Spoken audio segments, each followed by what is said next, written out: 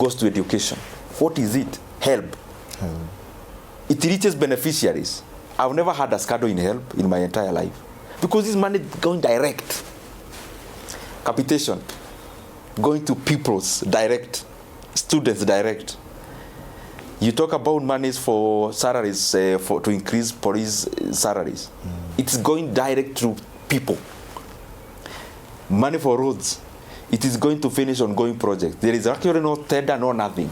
So some of those things I think we over-exaggerate in wanting to run away from the actual things. The actual things is that we have a lot of heavy lifting to do in our economy. That's the actual thing. And the actual thing is that we need to grow productivity.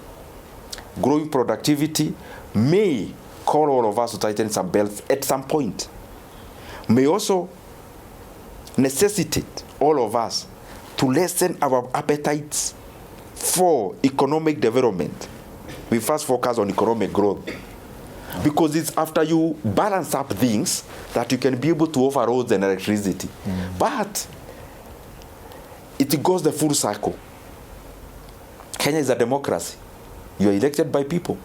People, when they elect you, I have never ever had any time we are campaigning anyone raising hands and saying, na nyinyi watu tukiwachagua tunataka GDP ya 7%.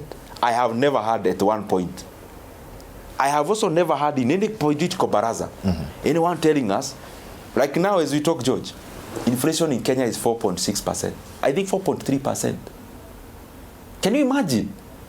We have contained inflation so well that we are now at the lower band of our own benchmark as a country. But I've never went to any political baraza. Somebody raises hands and they say, nyinyi watu tunawachagua, inflation ikuje chini. Have you ever had? I've never had. You've never had.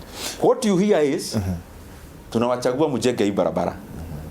Tunachagua mtupe stima. Tunachagua tujenge hii stadium. Money is needed. Real money for expenditure. If earlier on Mheshimiwa said that, there is no opportunity to steal because, quote unquote, there is no money. From the budget side. The budget. The government is bigger than the budget. I'm just saying on the budget. On the budget side. Yes. So, and there are those who have argued the government is broke. How broke is the government? The government is rich and broke to the extent that I have enumerated. Okay. We have a budget of 3.88 trillion.